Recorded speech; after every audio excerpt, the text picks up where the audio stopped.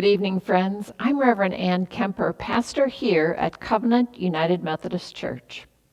As we continue our series of reading award-winning children's books, tonight's story is a 2018 Caldecott Honor book called A Different Pond. My name is Cheryl Rook, and I'm going to read A Different Pond, written by Bao Phi, illustrated by Thi Bui, and published by Capstone Young Readers. A Different Pond. Dad wakes me quietly so Mom can keep sleeping. It will be hours before the sun comes up. In the kitchen, the spare bulb is burning. Dad has been up for a while, making sandwiches and packing the car. "Can I help?" I ask. "Sure," my dad whispers and hands me the tackle box. The street lights look brighter and the roads aren't so busy before the sun comes up. Dad turns on the heater and tells me stories.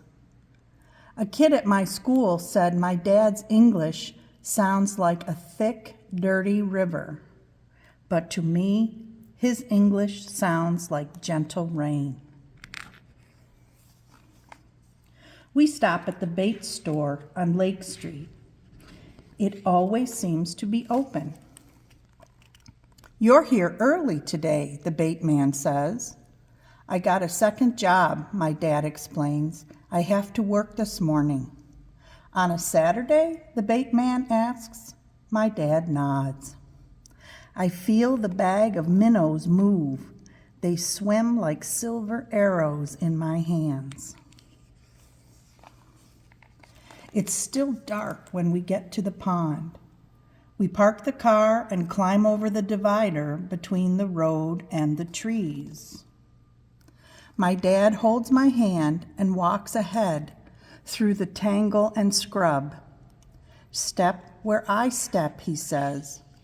I am thinking about what Dad told the bait man.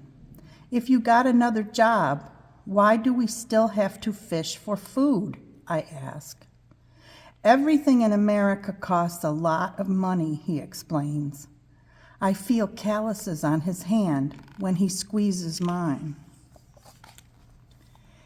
Sometimes a Hmong man is at the pond. He speaks English like my dad and likes to tell funny jokes. Sometimes there's a black man there too. He shows me his colorful lure collection. This time it is just me and my dad. It is a little bit cold. I rub my hands together, yawn, and look up to see faint stars like freckles. As Dad sets up in a clearing, I gather small, thin twigs for a fire. They need to be dry and clean. I count 1, 2, 3, 4, 5, 6, 7, 8, 9, 10, and then 10 more for later. I put some rocks in a circle and set up the twigs. Like a volcano, Dad reminds me. I set one end of each twig down, the other up, leaning them in so they rest against each other and hold each other up. I get it to light with just one match. Dad nods. You want to put a minnow on the hook? Dad asks. I want to help, but I shake my head no. I don't want to hurt that little fish, even if I know it's about to be eaten by a bigger one. Dad smiles. He isn't upset with me. Dad hands me a sandwich, cold bologna between 2 pieces of bread. Careful of the spicy stuff, he says. There's a half peppercorn like a moon split in 2, studded into the meat. I used to fish by a pond like this one, when I was a boy in Vietnam. Dad says, biting into his sandwich. With your brother? I asked. He nods and then looks away. Dad tells me about the war, but only sometimes. He and his brother fought side by side. One day, his brother didn't come home.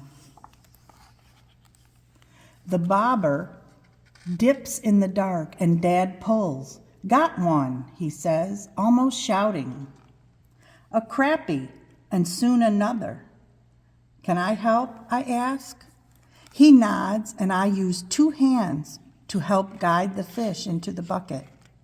The fish feels slimy and rough at the same time. Dad laughs at the funny face I make. Dad smiles, his teeth broken and white in the dark, because we have a few fish and he knows we will eat tonight. Time to go home. Dad must get ready for work. He washes his hands with a small nub of green and white soap.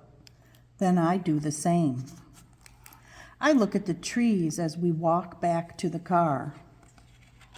I wonder what the trees look like at that other pond, in the country my dad comes from. By the time we get home, the sunlight coming through the windows is just a faint tint, blue and gray instead of gold. At home, Mom looks tired, but she smiles at the fish in the big white bucket. My dad changes his clothes and gets ready to go to work. He pats me on the back and says to Mom, "Our boy did a good job with the fire today." "You learn so quickly," Mom says. Then she asks me to help with the fish before she has to go to work too. I'm sad that she and Dad must leave, but not too sad. I know that later on they will both come home. Look after your baby brother, Mom reminds my brothers and sisters. She means me. Then she gets on her bike and goes to work. I'm not a baby, I think to myself. I helped catch dinner. Tonight, when we're all home, Dad will put rice in the cooker, and Mom will fry the fish on both sides until they are crispy. I will bring out the jar of fish sauce that has flecks of chili pepper and carrots floating on top. At the table, my brothers and sisters will tell funny stories. Mom will ask about their homework. Dad will nod and smile and eat with his eyes half closed. "Good fish," he will say to me. And I will smile and nod, and later, when we sleep, we will dream of fish in faraway ponds. Thank you, Cheryl, for reading this unforgettable story. Please pray with me.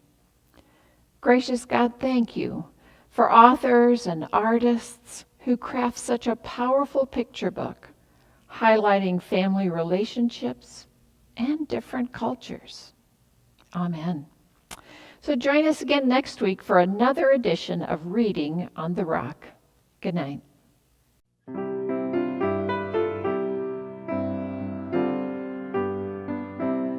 Reading on the Rock is presented by Covenant United Methodist Church in Rochester, New York. If you like Reading on the Rock, please give a donation on our website, covenantroc.org.